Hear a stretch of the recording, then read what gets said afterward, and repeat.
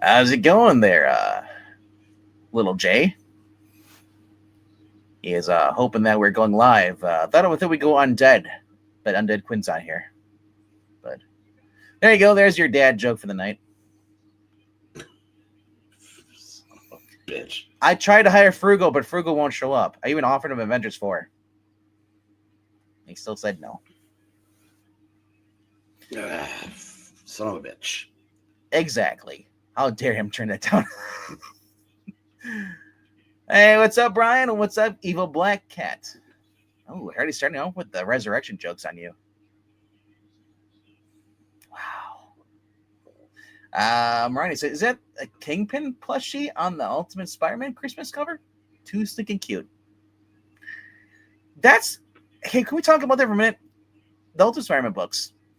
Has anybody noticed that their covers just get better and better? Where the other Marvel titles, handled by horrible writers, creative teams, are just shit. Utter shit. You know why? Because Spider-Man's actually done well in this book, and it reflects on the cover as well as the interior, on the art, and in the writing. So I just thought that's kind of cool. Like the Thanksgiving one cover they had, where it's always a family, pro-family. Peter Parker married with kids, and they advertise that the heck out of it because that's what Spider-Man fans want. They want a Peter Parker who actually has a happy ending for change, And we got Craven coming up in the, I believe, next issue. Not this one, but the issue after that. So we're going to get a Craven's Hunt, which will be interesting. But I know one thing. It won't flop like the movie. It actually will sell, and people will actually be entertained by it. But what's up, Desert? What's up? How you guys doing tonight? Staying warm? I think it's right around, here's my... It's 33 degrees outside by me. Dude, Jake, Craven is one of my favorite Spider-Man villains. I'm just annoyed that the Aaron Taylor Johnson version has the nipple lasers. At least it looks that way. Yeah, was never a fan of Craven's nipple laser guns, whatever those were, gas guns. But I always forget that his brother or half brother is a chameleon. I always thought that was a retcon. But it might have been, but it was very early on. Yeah, as I said, if it was a retcon, I don't remember it being a retcon. That's how long ago it was. And that's kind of one of the things I don't like about retcons when they're done wrong, is that you may, for all the new readers coming in who didn't read it from the beginning, will never know that these are actually retcons. They think these are as original as is. But I'm doing great. It's actually got a little heat wave over here. Started talking about comic books. If you guys haven't checked out over on Extreme Movie Show, I just got done reviewing Runaway Train from 1985 with young Eric Roberts and John Voight as a badass ex-convict. Both escaped convicts, and then it's a great movie. It's Danny Trejo's first movie. Got his big break from Edward Bunker, who was an ex-con too. It's also an actor-writer. Gave him a shot. Wow. And I was like, Danny Trejo says on the movie, he's like, or in the interview, he says like, I got $300 daily. That's more than I ever got for armed robbery. So, yeah, he was friends with those guys. Like, it was just great to see him, and just like it tied in with the movie too. I was looking, it was like, because that's kind of what John Voight's doing. That Eric Roberts trying to teach some sense in him. It's like, dude, go get a normal job.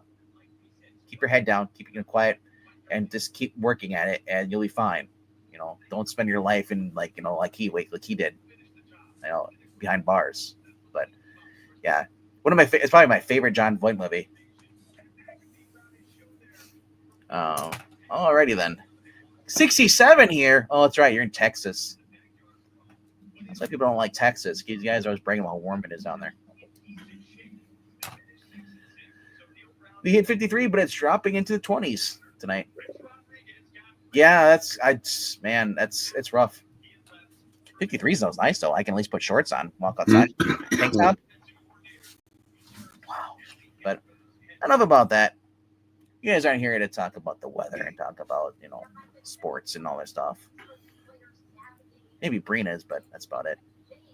All right, I'm gonna get going. We're gonna everybody's jumped in. We're gonna go live here on here and just check out the books. Mr. Breen, we're gonna let you go first this time. You have 5 books, I hope. Oh yeah. I'm going to start with the Green Lantern, Green Arrow. Ah, a man of culture, I see. There it is.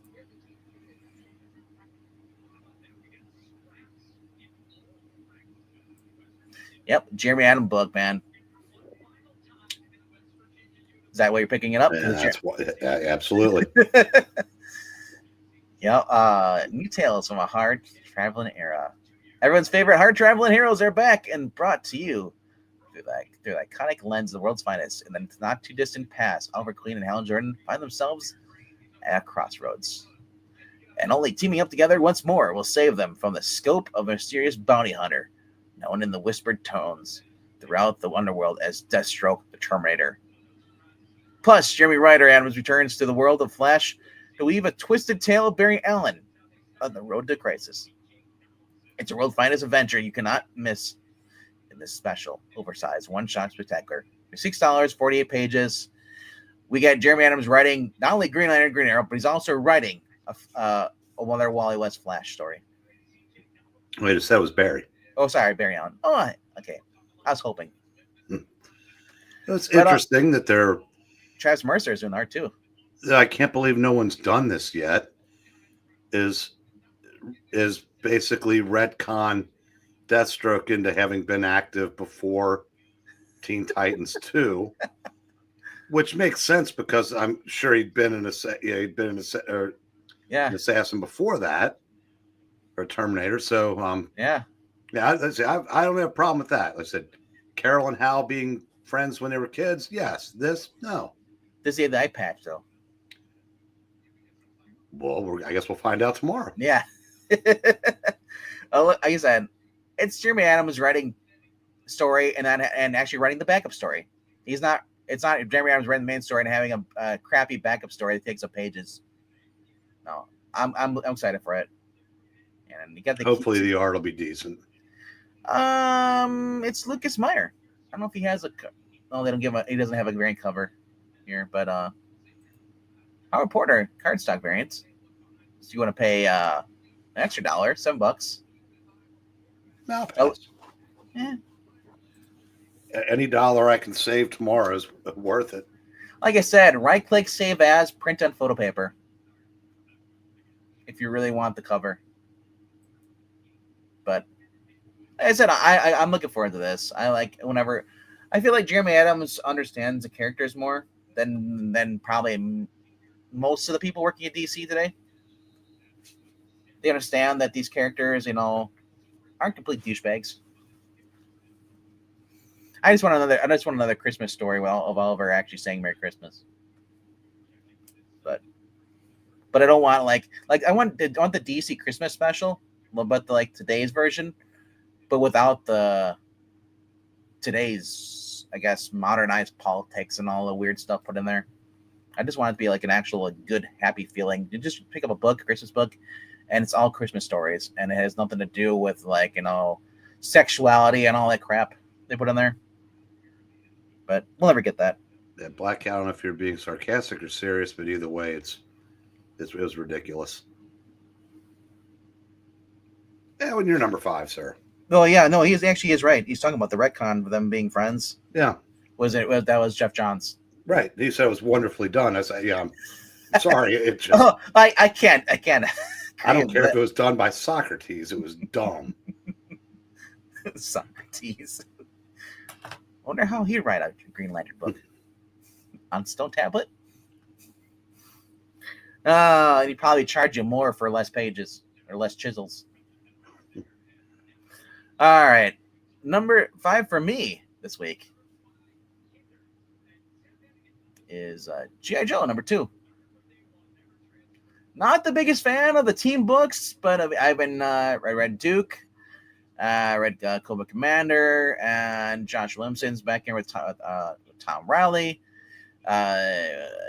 Notable character ultimately dies, or at least like he's dead in the last panel of the first issue. So we get to see if that actually is true or if he somehow survived. But Cobra Commander unveils the next phase of his plan: meet the Valkyries, or Valkyries, as Engeltein would say. The newest Cobra Special Operatives units. And as they race to retrieve the new mysterious weapons, will Duke suffer his first failure as the leader of G.I. Joe? So, David Finch doing covers here. If you're a fan of David Finch art, that's cool. See, but a lot of variant covers again. Yeah, they retailer exclusives. If you want to go online and pay $20 for these foil covers or more, plus $10 shipping.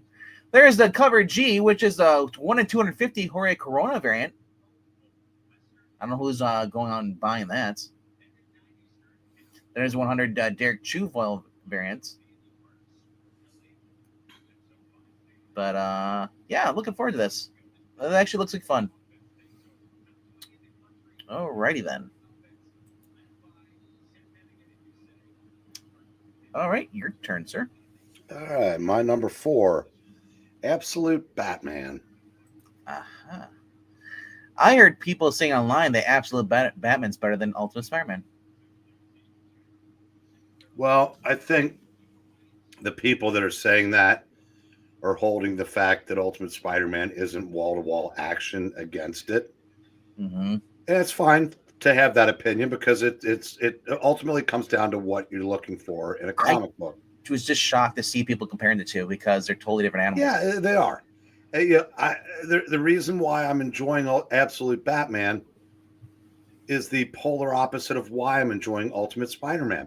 I don't need this book to be cerebral.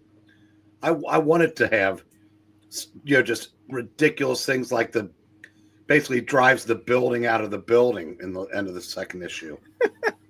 And that's all I want out of this book. You just lost me there. Building out of a building. I mean, I said there's, it's like Batman is like Baskin Robbins now. You go in there and there's a flavor for everybody's taste. Exactly. And this one is just the balls out action take on Batman. And that's great. So, yeah. You bringing up Baskin Robbins, there's a Dunkin' Donuts Baskin Robbins like about 5-minute walk from my house now in the corner. Well, actually, I shouldn't make that comparison because there's only 31 flavors at Baskin Robbins. But as I said, I look forward to just 22 pages or whatever it is of action. That's all I want out of this book. Every time I see his cape, though, I keep thinking it's a Spawn cape. Literally, that's what it reminds you of. And I'm sure that there, things will happen that that will move the reader. But I said, I'm good with this. I said I'm glad I hopped on this. I wonder how they're going to end it, though. I don't know. Because, if it's successful, they don't have to. Are they going to tie them together eventually? Do you think, they're going to have them like a Justice League Absolute? If they do, I don't care. I won't be reading it. So because that's normally what these do. They cannot have them be apart for long. It's like I could care less how Spider-Man's involved in the Ultimate Universe outside of his own book, because that's the only book I intend to read. I hope they don't put Ultimate Spider-Man into Avengers, and that's what I've always said about like somebody said should they continue making or something with the Spider-Man MCU stuff? And I said honestly, I don't care about the MCU Spider-Man. It was about the Sony stuff. I said Sony should what they should do is return and bring another Tobey Maguire and another Andrew Garfield, because their popularity has soared from that No Way Home. If they were to do it, people would actually go watch it. But I don't know. It's like I don't care. I don't want Spider-Man and Avengers. That's why I don't really like the MCU movies with him in it because he's not an Avengers guy. He's a Well, solo hero. in a movie universe, Yeah. it's whatever you want it to be. Sure. Yeah, Sure. so I said I I just don't care what but I never liked but, Spider-Man in the Avengers yeah. outside of the occasional guest spot. Sure. And that's kind of how I feel with Batman. I don't like Batman being on the Justice League. Batman's doing Gotham, doing his own thing. It doesn't mean the Justice League. If they can't handle the Justice League can't do anything without having Batman there, then they shouldn't be a team. You got freaking Superman, Wonder Woman. You got all these different heroes that they need Batman to be there. And that's kind of like I like in the Batman Beyond animated series, which you haven't watched. But the basically they wanted Terry to join the new team, and Bruce is like, "Well, what would you do?" He's like, "Well, I turned him down because I'll be the reserve and I'll help them out. But I mean, I have my own stuff to do, you know." I mean, I know why Batman's in the Justice League Yeah. because DC basically has one team Yeah. set in the present. Yep. You know, it's the Justice League. Yeah, you got Teen Titans, here and there. Yeah. Yeah, the Outsiders on occasion, and Batman I like better in the Outsiders. I agree with you, but it's but Marvel has several teams, and then but they also had a couple of characters that were never supposed to be into. You were never supposed to have Daredevil or Spider-Man be tethered to a team on a regular basis. All right. But when the Avengers needed to sell copies in the early 2000s, I promise you, Yep. that was an edict from Quesada. Was Spider-Man and Wolverine are in the Avengers? Yep. Just like I'm sure Power Man was strictly Bendis' idea. And I love how they make. I think it was Bendis made the joke. Like, I think it was a Bendis run. They asked, I think it was Spidey or someone asked like Wolverine's like, "How many teams are you on?" Yeah. And it's like, because he got to be stupid. And like I said, like I liked Batman with the Outsiders, but then it made sense for him kind of to lead the team after they became self-sufficient. Mm-hmm. You know, just like Batman being on the Justice League doesn't need to be on there. It's cool in the cartoon series, but in the comic books, I don't know. Well, it's like Batman's the smartest member of the team, so he's the guy that figures it all out. But it's not. There's been so many fights where Batman would be less than useless, even with all of his. But then they gave him the ability to equalize. He could create anything and make himself equal, and that's again, I don't agree with it, but yeah. It's just they prompt him up to be, like I said, like Jay's saying, he's the smartest man on the team, and like I have no problem with that. Yeah, but fighting people that you have Mr. Terrific. What is Batman going to do against an opponent that could give Superman, Green Lantern, or the Flash problems? So one of the animated movies, Batman knocks out not a dark side, but he knocked out a Doomsday.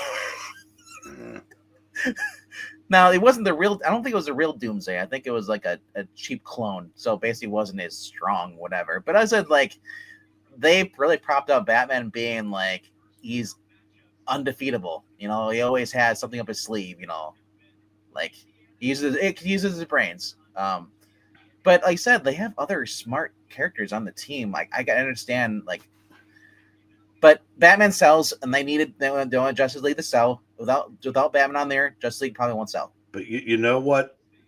When Batman can come up with something to put him on equal footing with Darkseid, you know what that makes? All of his street level crime fighting in his own books ridiculous. Yes. So again, it's one. The thing with comics is you get certain characters that are just there to fill any situation you need them to fill. Like the best thing I saw was a Batman Outsider is where they got towards the very final issue before he quits the league, is that he kept Geoforcer because he needed Geoforcer to help him with this. Because he says that the last time the league was a mistake, you know, it distracted me and it cost people their lives. So I kind of like don't like him being on the team. I kind of like him just being in Gotham because that's what he is. It's Batman in where Gotham. he can stop the Joker and put him back in Arkham, knowing he's going to escape and cost thousands of people their lives. But we're not here to. Yeah, I didn't say it was perfect. I'm just saying. What's your number 4? My number 4 this week is a book we already talked about. It is Green Lantern, Green Arrow. Is my number 4 this week. So it's right there again. Another fun book. Let's hope. I have faith in Jeremy Adams. I think he'll do well. Jeremy Adams is really doing a lot of writing these days. He has. What's the one he's doing? Flash Gordon over there at Mad Cave. You're right, Jay. What's up? Snap his neck. End it. Bye-bye, Joker. See ya. I would rather have not Batman not snap his neck, but somebody kills Joker, and Batman has to deal with the after fact that hunting down that person.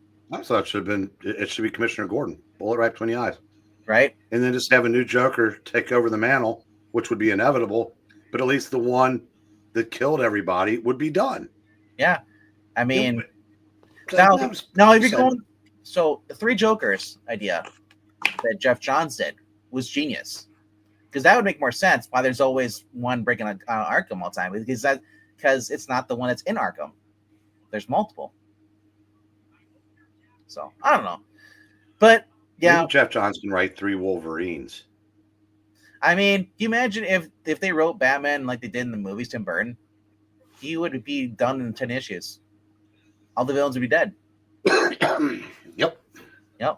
But hey, you gotta sell comic books. But yep. Just like the Mega Channel will never be defeated by Optimus Prime. Oh, you gotta stretch out that TV series. All right, mine. So, what is your number 3? Where are we going? Johnny Quest. Ooh.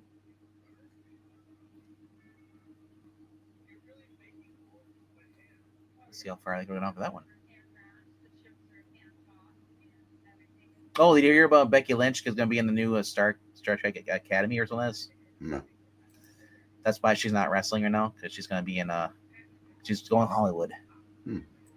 So, sorry, all you Becky Lynch fans, but Johnny Quest. So she's still in WWE, right? Yeah, she hasn't. Okay. So she's Aaron Sparrow's allowed to like her still. Yeah. Yes. But yeah, she's leaving the comp. She left wrestling as far as, but she's on a break right now, and she's just going into Hollywood. I applaud her. Make as much money as you can. I'm sure she'd make more wrestling. I mean, if they keep pushing her, sure. I mean, she for a while, like it said, Charlotte Flair was their number 1 girl there, and Becky just took it from her. Yep. Anyway, Johnny's Boy at a Time adventures come to an explosive end as he and the Quest family take on Dr. Zinn one last time. But even if they can bring their old and enemy down, how will they ever be able to return home?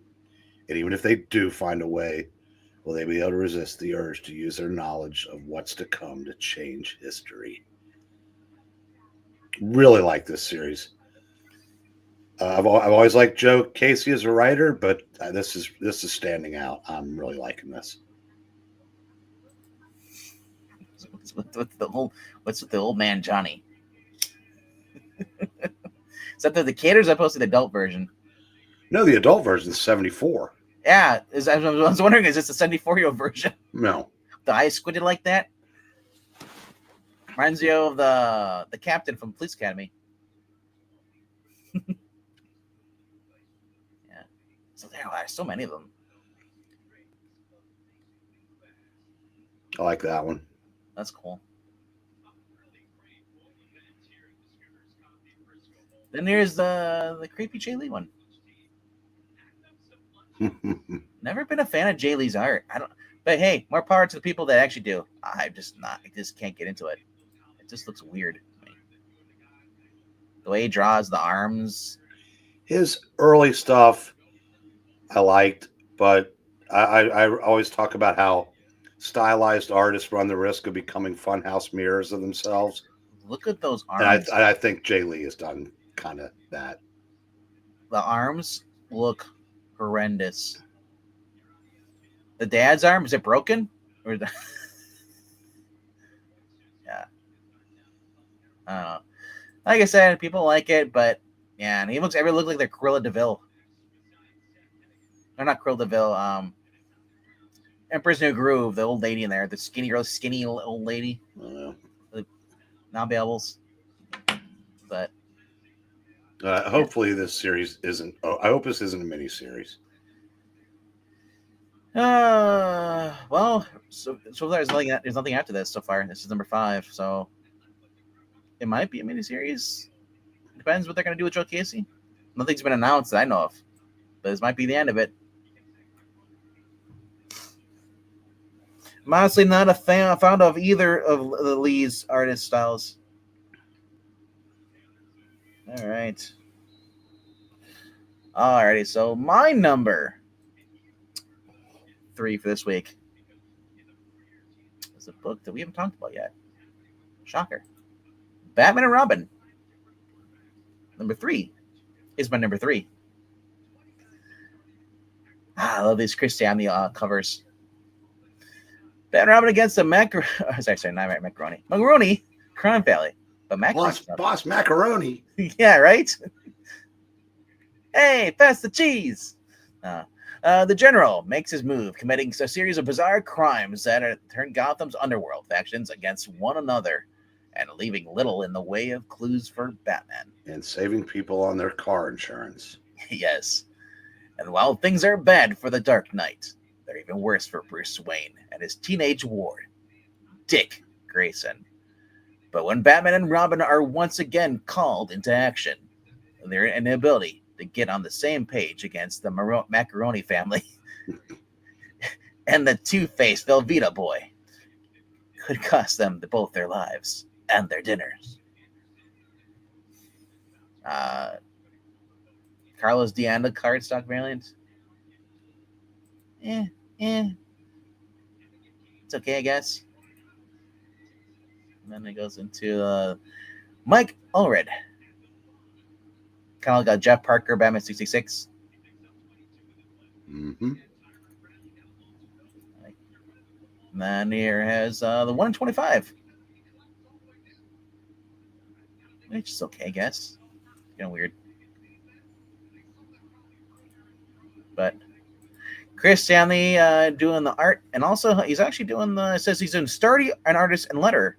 So he's doing all of it. That's cool. Gee, I hope this was written before the election. Right? Because I'd hate to see the slippage starting already.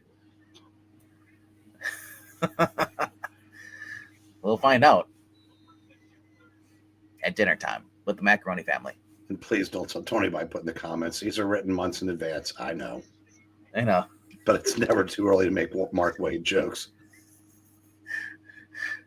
Yeah, I guess I'm just curious of how long, which one more issues we go until we hit that final, it's election.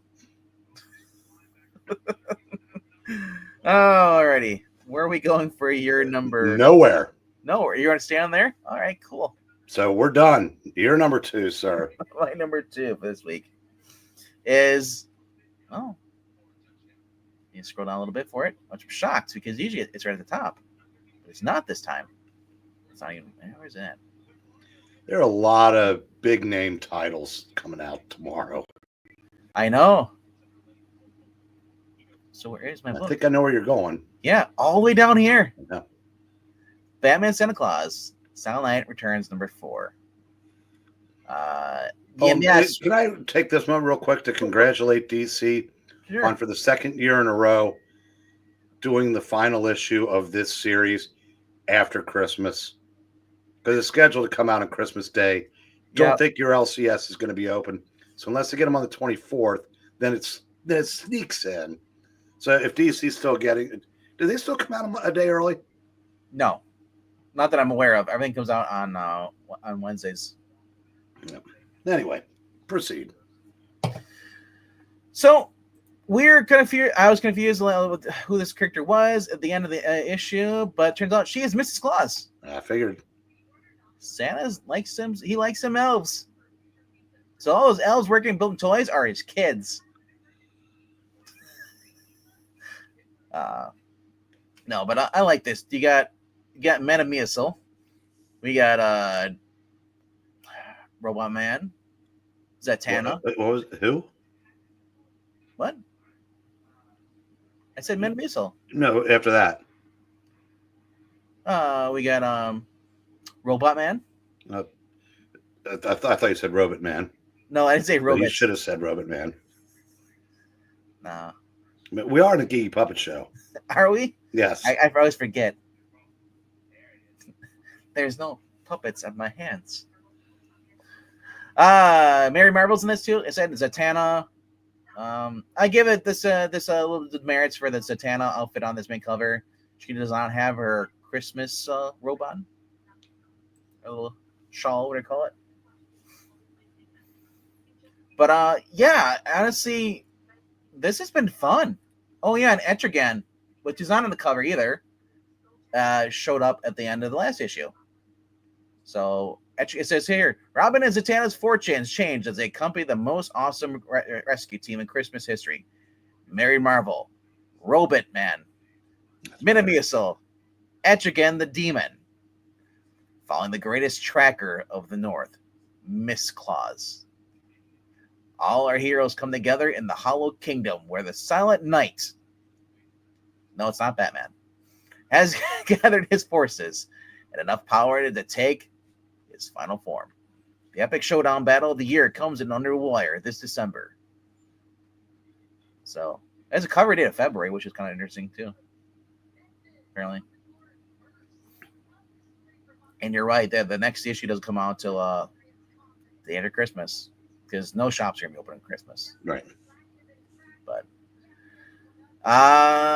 anything else you want to talk about? Is this on your pillow list? It is, but it's not in my top 5. Oh, so where are we going for number 2? We did. That was mine was year 1. Oh, okay. So then we're going for number 1 then. Where do you think? Oh, we're going here at Ultimate Spider-Man? I think we both are. I think we both are too. Yes. One of the best comic books in the past, for me, 20 years. At Marvel? Feels that way? I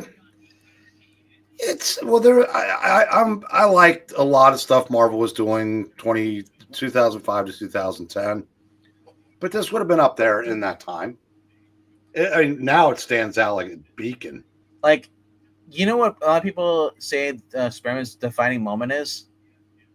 It's him confronting Kingpin in the prison.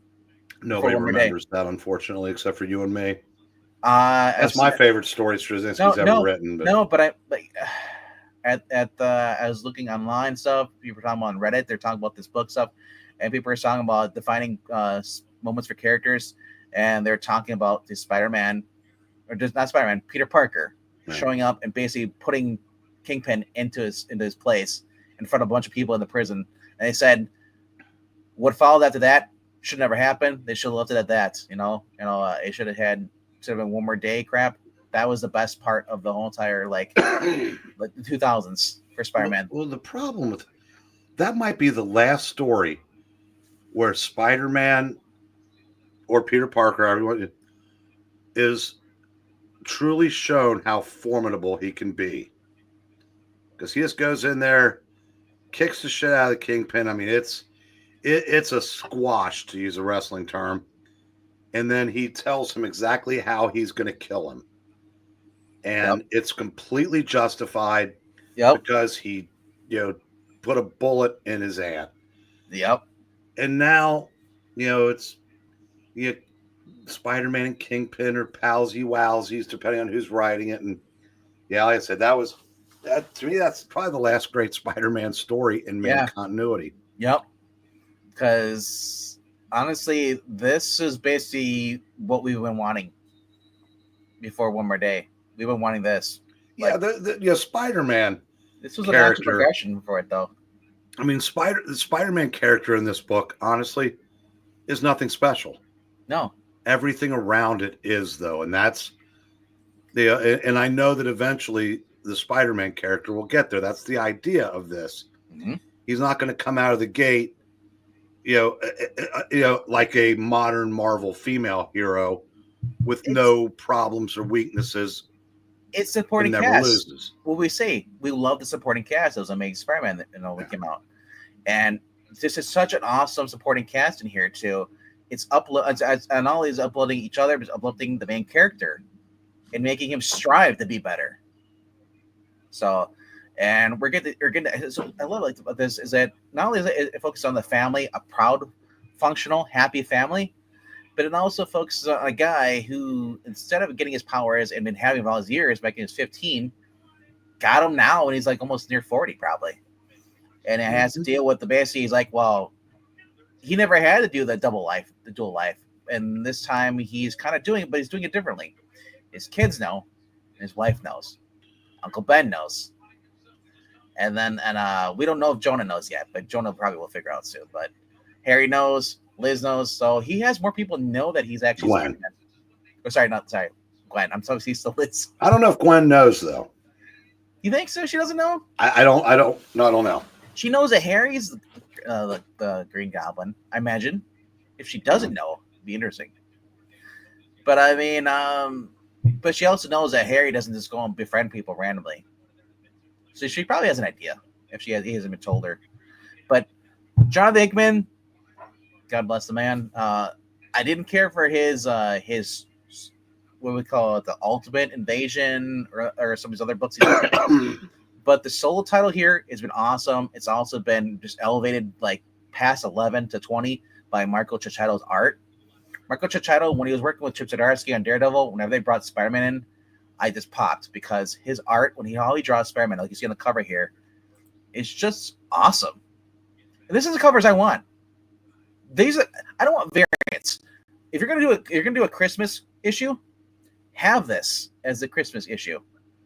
I don't look at the other Marvel comics right now. They have variants that are Christmas issues. Or not Christmas issues, but they're not Christmas. Yeah, I don't think they're Christmas at all. They're just basically variant Christmas covers.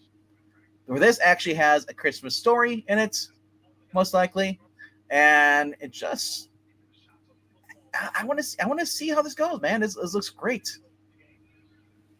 The floor is yours.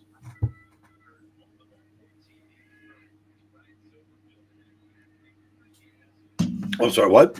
So the floor is yours. Oh, well, no, that we're done. Are we done? We're on to trades. All right.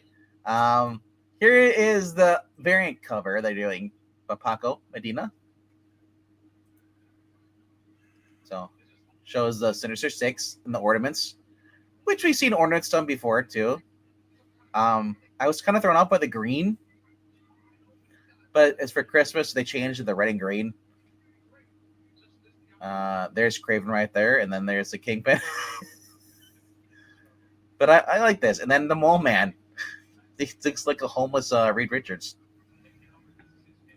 The Mole Man. Yes. And then the Negative Man, who looks kind of like Chrome Dome. But like I said, I'm happy with this. This is the Pepe Rojas 125 cover. Very simple cover. His daughter left the toys out, and he stepped on the toy. Literally. And there goes the Spider-Man books. And then they has the Spider-Man Mobile, Venom, Good Green Goblin. Like, the camera over here, family stuff. I just love this. Like, this is why I like this book. Because you're not finding this in the other books. Maybe at one time with Fantastic Four, with Ben and Johnny, the humor was, but like that, even then, it's like Marvel has lost its spirit as far as like we just lost good, talented writers that Marvel's understand. Just lost. Period.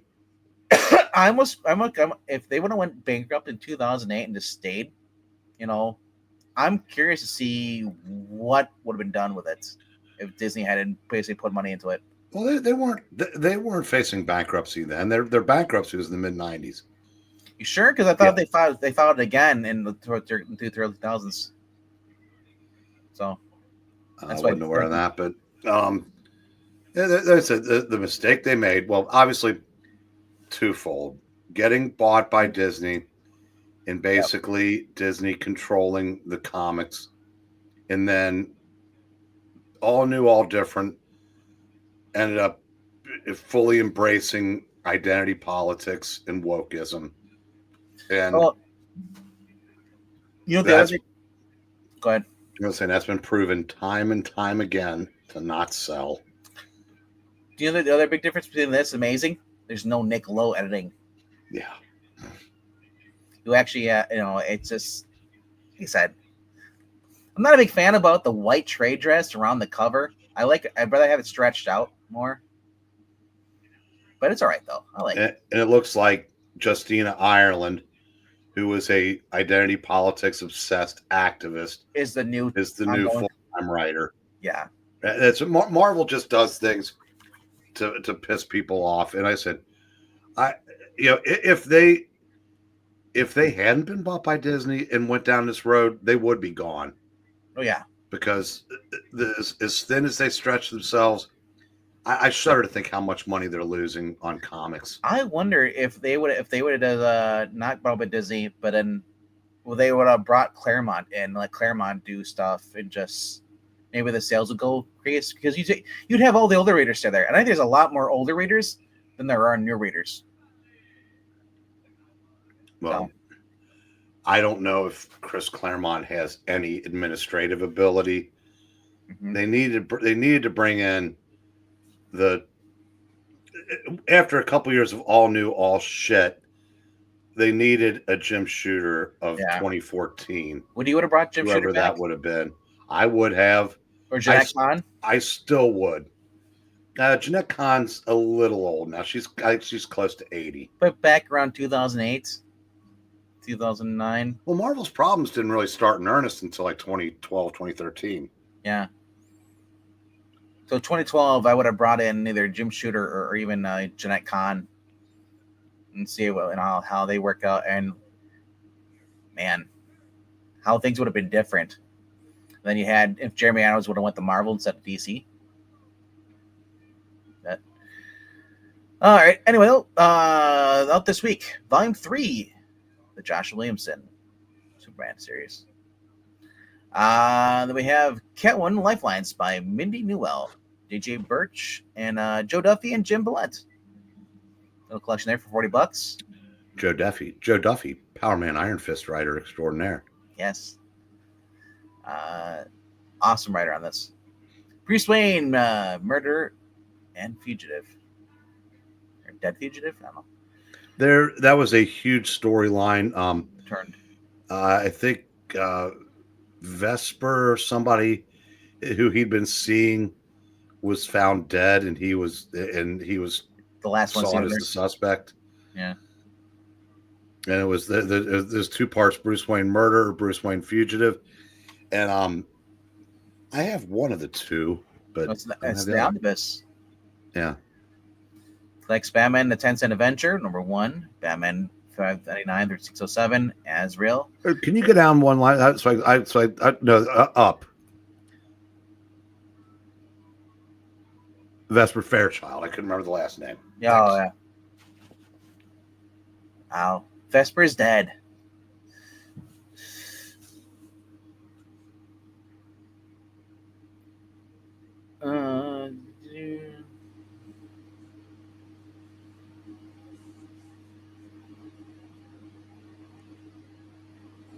Oh, yeah, that's right. Okay. I was wondering about that. He had decided to basically quit being Bruce Wayne and has become Batman full time.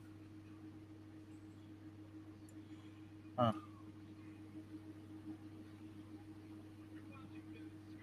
Wow. Hey, Greg Rucka was on this. Brubaker, Dixon, and then Devin Grayson, the one that was obsessed with Nightwing's butt. Yeah, but Devin Grayson, held up her end. Yep. Yep. Oh man. Black Canary, Batgirl, Sasha Bordeaux. Nice. All right, so we got here. Patrick Gleason, the deluxe edition, Robin, son of Batman. For $50. Oh, look, Bloodhunt, Batman. I mean, Marvel Universe. The Death of Wolverine. New Ventures, Modern Era Epic Collection. Civil War. Yay. Superman Kryptonite, the deluxe edition. That's another one. Is that Tim Sale? Yeah. Yeah, Darwin Cook and Tim Sale. Cool. $30. Then there's Berserker Bloodlines. Let's came out. Superman the Project 100 Project. Featuring Alan Davis, Kevin Eastman, Dan Jurgens, Frank Miller, Frank Quiley, Charlie Adler. So one of them supposed to be the covers, right? I'm guessing. That's what it sounds like. You heard of this before? No. The original 100% covers plus the DC Comics number 6 are on display in this great book, art by Alan Davis. Yeah. Ed McGuinness, Frank Miller, Quick Quality. There will only be one printing of this book ever. Get it so you don't blow your chance. 112 pages for $15. That ain't bad. $15 for 112 pages? That sounds crazy, though. It was just benefiting comic creators in need. Like Vita? Or more like William Messer Loeb. Yeah. So how's he doing? Is he in the hospital again? I haven't heard. Oh.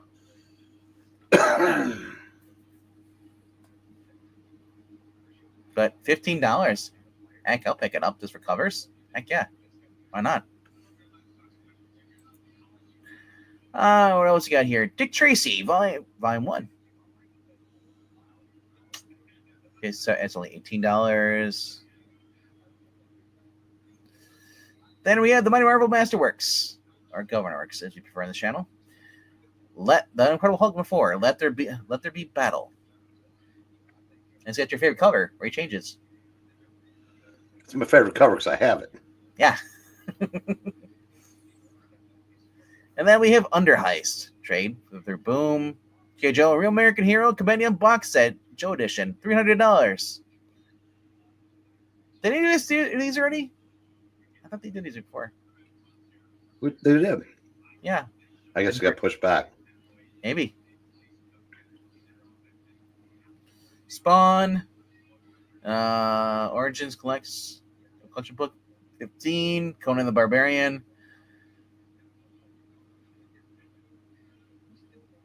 And there's their PS art book. I was looking for that Softy Plastic Man. Wow, not a lot of trades this week. No. Well, I've only got like certain publishers. I don't have all the publishers. There's a lot more, but they're probably all manga though. That's why I kind of But yeah. If you look, these are here. There's 25 from Bubble Comics, whatever the hell that is. That might be manga. I got Image on there, which we already seen. Seven Seas Entertainment, that's manga. Viz is manga. IZ Press, never heard of that. So the ones that are highlighted are the ones that I showed off. Okay. Yeah, I don't really click on the other ones because they're just kind of like Simon Schuster. That might be something to check out, but Whatnot Publishing is collected. Panini Comics, Oni Press. Yeah. So. But yep, that is it for this week, though.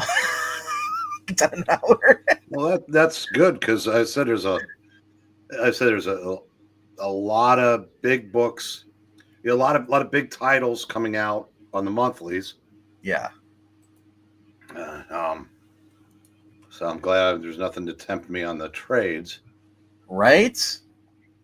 All right. Let's see here. Undead Quinn, what's up? He's starting off with. He's got 2 books this week, apparently. Rock and Roll Biographies, number 26. The Bio of Lincoln Park. And then he has The Sacrificers, number 13. This is number 1. Under Heist looks cool. And then it's more manga. Yeah, it's kind of what it is. If Ryan says that's one purchase from InStock. So I think you're talking about the Superman book, which is like $15. Yeah, and if you get it on in stock, it's probably way cheaper than that. It's probably like $7. But yeah, there's a lot of cool books come out this week. I'm looking forward to all the ones that we talked about tonight, and I think there might be a little more, but um, definitely my favorite off the whole entire list, like because I obviously is Ultimate Spider-Man, but that Batman's Santa, Silent Night thing, I love that series. It's been fun. It's kind of what I just want from all of Marvel and DC, just pure fun, wholesomeness. I don't need like the Amanda Waller Suicide Squad 3.0, 4.0. Like I said, I don't Yeah, need all that. you know what you would have if comics were what you say they are, what you want them to be. Yeah. Silver Age. Silver Age is Say fine. sure. Like okay, not wholesome. But I mean like, you can still do good stories. Also, Spider-Man's a proof of this. You could have a wholesome story, but still have some of the danger suspense in it. Like I just want them to be the point where I don't need to have to go into a book and be like, and wow, that's depressing. That's depressing. That's depressing. Like I don't know. It's whenever I read like the Superman Adventures or the Batman Adventures, I mean those are just fun stories. I can get Yeah, behind those. and But the thing I understand. about comics, there's room for everything. Yeah, I understand that's not for everyone, but it said like I miss those. My Batman Adventures is discontinued. They're not doing it anymore. You know, I love those stories. We're in the Teen Time Go the Volume 1. Those were fun stories. I love stuff like that. I understand that more people are more into like the Batman 406, and like some of the dirty, gritty, Neil Adams Batman. And I just like, I'm gonna be perfectly honest. Yeah. Teen Titans Go, without Amy doing half of the characters and her sister doing half the characters. That's you though. I would have no interest in reading those. Just in a room, by myself. It's like a regular comic book, but they're a blast to read. But I'm also a few years out of their demographic. Sure. So I want those books to exist. Yes. The problem with Marvel is they've forgotten that. Listen, I don't agree with much of what Richard says anymore. Mm-hmm. But one thing I do agree with Marvel is they're still catering to that 2% of the population. Right. And I'm probably being generous when I say 2%. Yeah. Honestly, I know 2000 you were 40? Just right on 40 around there? Early 40s? Late 30s. Late 30s. So when those books are coming out, I mean, especially like 2003, 2002, you started getting some of the Superman Adventures. You had the Batman Adventures, which in the 90s. Did you ever read those, or did you just kind of like, were they too out of your demographic? No, again, like I said, I was already pushing 40, and those were aimed at children. So here's one point I should say: I'm pushing 40, and I just love those books. Okay, but some of them were okay. Batman Adventures, that's one thing. Teen Titans Go is clearly written for little kids. Yes, that is. But I mean, like I said, and that's why without Amy and Melissa's voices, I would have no interest in reading those otherwise. But I could see you could make a case for the Batman ones because they're kind of like, yes, they're aimed at younger readers, but they're noirish. Yes, and the Superman Adventures were also fun. Mm-hmm. I've read a couple of those, on my own, and they'll do. But also at the same time, when they first started, Superman itself, the Superman family of books was still going very well. Yeah. By the early 2000s, they were falling apart because they were undoing everything that Byrne, Stern, and Wolfman had done. Yeah. Which was unfortunate, but I've beaten that dead horse enough. And honestly, when I read like the post-credit Superman with Byrne and all this stuff, and then Jim Jurgens and doing Jerry Ordway writing, like they kept that character just being so humble, human, talking to his parents and just like keep in touch with Lana and all that stuff. It just felt like, everybody jokes about the Gene Kane, like, oh, the costume was horrible, but the Gene Kane show was fun. It's, I can't really compare it to the original ones with Noel or whatever it is. What was the original Lois? Noel something? Phyllis Coates and Noel Neal. Noel Neal. Like, I never really watched that, but I mean, like, I just got that wholesome feeling from that. Like, it's something you can watch with your family, you know? It wasn't too adult, but it also wasn't too kiddie either, you know? Like, and that's how I felt about some of these comic books. It's like, and I don't need to have it like, sure, if I will not say like every comic book has to be like that, but I like having that opportunity to read something outside of it. That's why I always like the DC animated universe extended in the comic book form, because otherwise you're just kind of like you're just stuck with, okay, if you don't like this version, well, you're stuck with that writer, like we are with the one of the Amazing Spider-Man. I'm so happy that Ultimate Spider-Man's around. It gives me a chance to read new Spider-Man books with Mary Jane and Peter Parker, the versions I love. You know, now if we get a proper Doc Ock in there as a villain later in the series, it'd be kind of cool. But I don't know if it'd be the same as what is reading Doc Ock back in the 60s and the 70s, or even the 80s. But I don't know. We'll find out. But like I said, I like that's one of the things I might go back into manga, because manga has a lot more for the consumer than comic books we do right now. But not to say that comic books are bad. We have Energon Universe, we have Ghost Machine, we have Miller World. We have the Ultimate Universe right now with Ultimate Spider-Man, and even look at Absolute Universe. I'd say people are enjoying Spider-Man or Superman, and an Absolute Batman. So there's quite a few that go around right now. But yeah, I know I hate to be the naysayer, but and good things don't always last forever because people are dicks. In DC's regular line has a handful of titles worth reading. Yeah. Batman's going to be worth reading for 6 months. I don't expect it to be great, but it'll be Hush 2. So it'll definitely be a fan favorite. I heard the thing with Hush. I heard mixed views on that. There's some people who really love it, and then people said it just wasn't good, or it was okay. Like I never. So I'm curious about how they're going to top that first story with the new Hush. Well, I'm one of those that it's like Kraven's Last Hunt, but we're doing it again. Oh, don't insult Kraven's Last Hunt by comparing it to Hush. No, I'm just saying. No, Nick Spencer did Kraven's Last Hunt again. Oh, so that's been redone a couple times. Yeah. No. Like I said, the original Hush to me was. I wouldn't put it in the same class with. Certainly not with No Man's Land. Yeah. And what led up to it, I wouldn't put in a class with Nightfall. If you have people that were reading Batman Detective in the 80s, those were consistently better. Right. But it struck a chord and did very well. And I expect this to do very well proportionally, because a lot of the fans that made the original Hush a success have been driven out of the hobby. So that's my fear, because like the people who are involved with a lot of this stuff, the editor and stuff, like.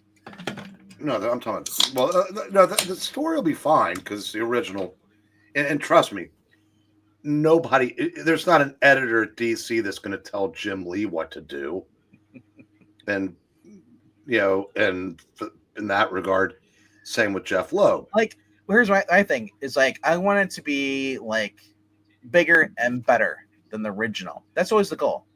You don't want to end up just like, okay, we need a sequel and it just sucks. Like, you want it to strive to do better, but unfortunately, some cases like you get perfection in the first part, and then they just can't reach that same level. So honestly, I hope it's good, and I'm wondering how well it will be received by fans, these new fans, to say, who love Chip Zdarsky stuff and are pissed that Chip Zdarsky's been kicked off the book. I don't think that's a very lengthy list. I think Zdarsky has, what's the old justified line? He's past his sell by date. The only other person left to write Batman is Bendis. That's never going to happen. So.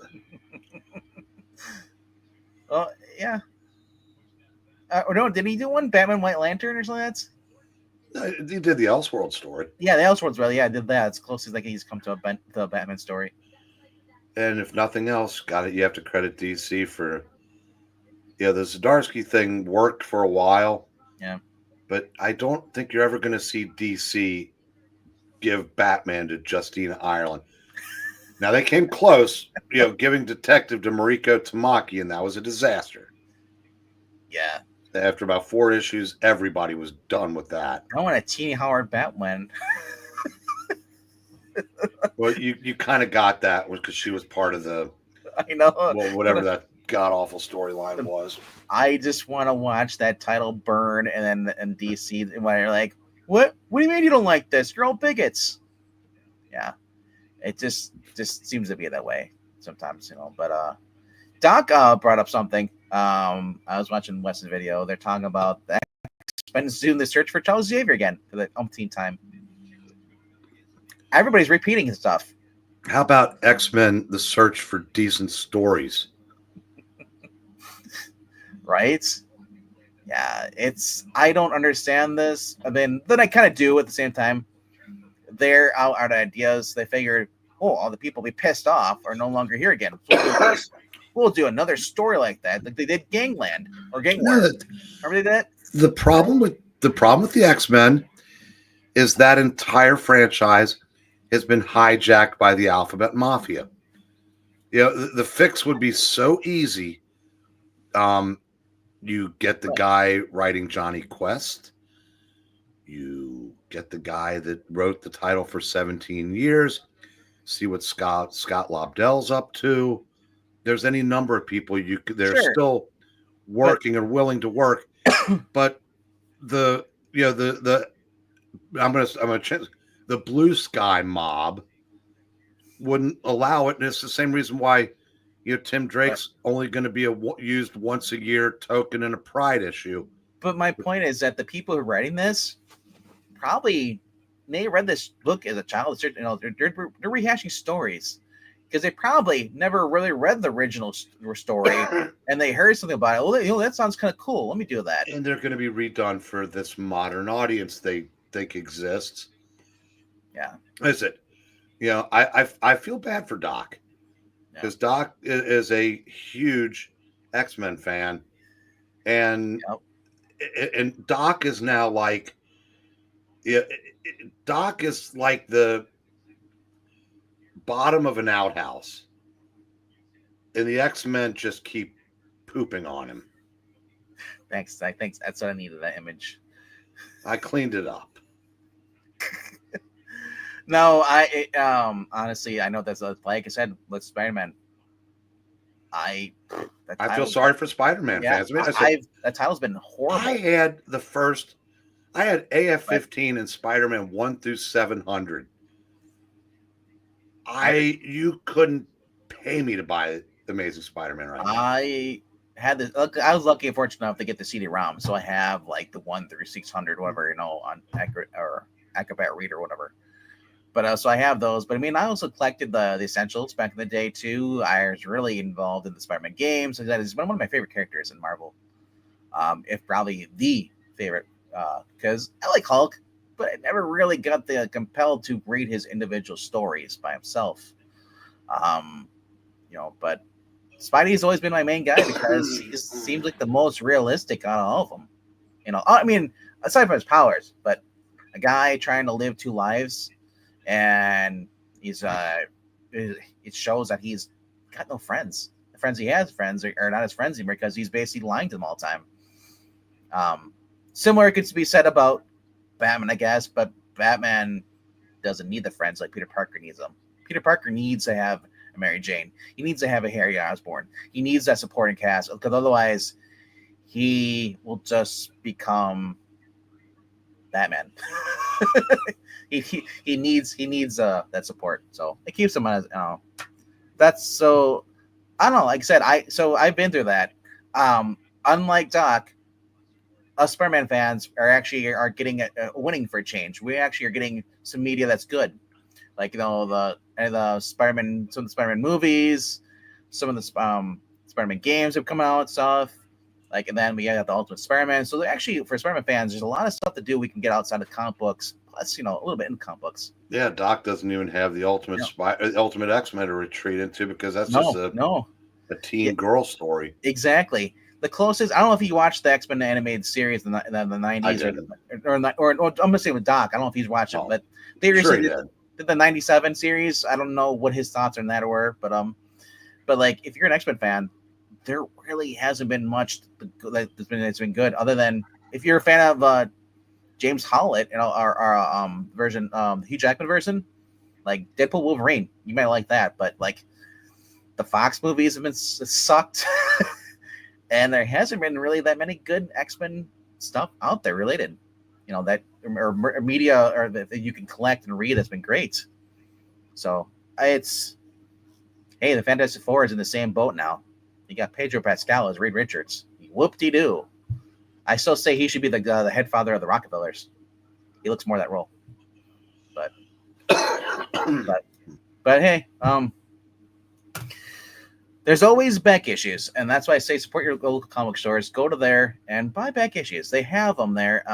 Most of them are reasonable. If you don't have a comic book shop around you, stop at In Stock Trades online out there, and you can find a lot of trade formats and all really cheap, new ones and older ones, and a lot of collections like that. So, but